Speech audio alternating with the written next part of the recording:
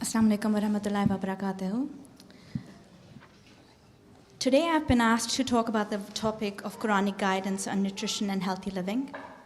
And I will limit my discussion today on two brief points. Number one, I'll be talking about nutritional guidance on the promotion of health. And second, the golden law of moderation as promoted in the Holy Quran.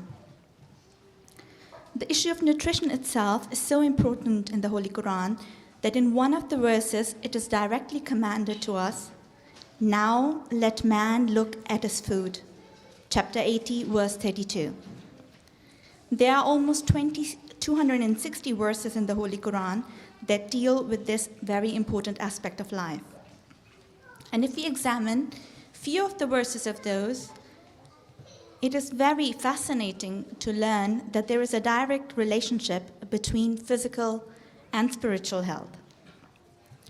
In both cases, pathogenesis is not the mere result of chance alone. As a matter of fact, the cause of many illnesses that we face today is the result of violation of laws of nature, as supported in chapter 4, verse 80 in the Holy Quran. Initially, there is an insult, an injury, and there are many repair mechanisms on a cellular level. However, if over time repeated insults occur, it can lead to morphologic changes, and that further leads to a pathological condition. Nevertheless, if we recognize our flaws and rectify our behavior and make changes in a timely fashion, restoration of health, it can be physical or spiritual, can be achieved. On a cellular level, we find two basic requirements for a healthy living.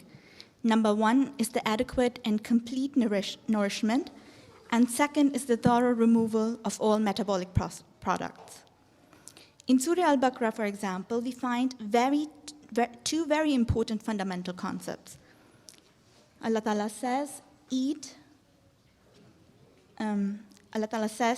of the lawful, meaning it must be legitimate and not among foods which are not allowed. And the second commandment forms the principle of modern hygiene, namely consuming tayyib food, which can be translated as wholesome, pure, and clean.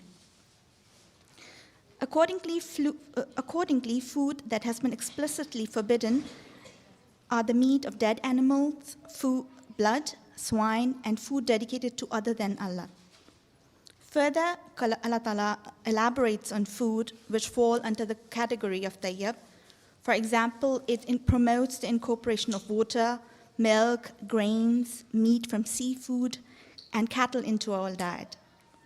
And it is striking that even the chronological order in which these compounds have been mentioned in the Holy Quran have a level of significance.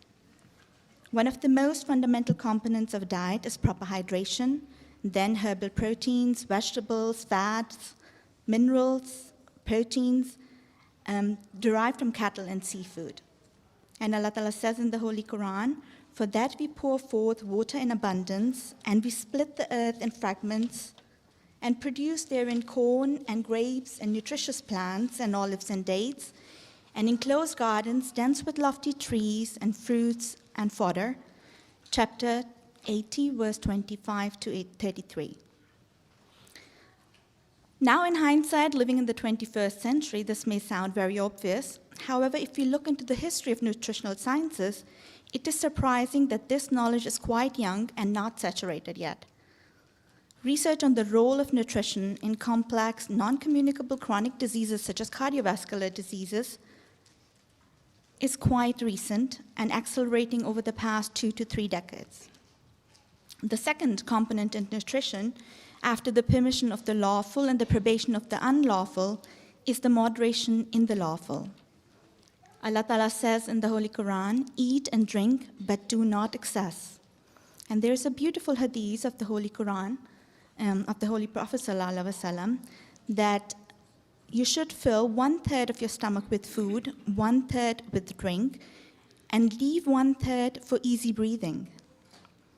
And on a larger scale, if we see that the dire consequences of this imbalance, in the developing countries, we deal with shortage of food, causing hunger and malnutrition, whereas in the developing countries, it's the other way around. Obesity, for example, is a complex, a multifactorial, and largely preventable disease. And just to give you a brief idea in terms of burden of disease, it is projected that if secular trends continue, namely the pattern of eating as well as inactivity, by 2030, an estimated of 85% of the adults will be overweight and obese. It substantially increases the risk of diseases such as type 2 diabetes, fatty liver disease, hypertension, dementia, osteoarthritis, and many more. And what is the underlying pathophysiology of obesity? Genetics and epigenetics certainly do play a certain role. However, to a very large extent, it is a sociocultural behavior, factors favoring a positive energy balance and weight gain over time. And here, Quran offers a very simple, flexible, and inexpensive solution to the problem. It does not propose any specific diets similar to those that gain popularity every now and then. However, it provides a sustainable and pragmatic approach of eating tayyib food in moderation along with exercise and sleep. In the last 5 years or so, ample of research articles have been published on the topic of caloric restriction, such as practiced by the Holy Prophet ﷺ, and it has shown that reducing food availability does not only promote well-being overall, however, it can also reserve the pathologic adverse effects through a metabolic switch. May Allah Ta'ala enable us to ponder upon the Holy Quran and implement that knowledge to our lives and derive further knowledge in the future through reflection. Ameen.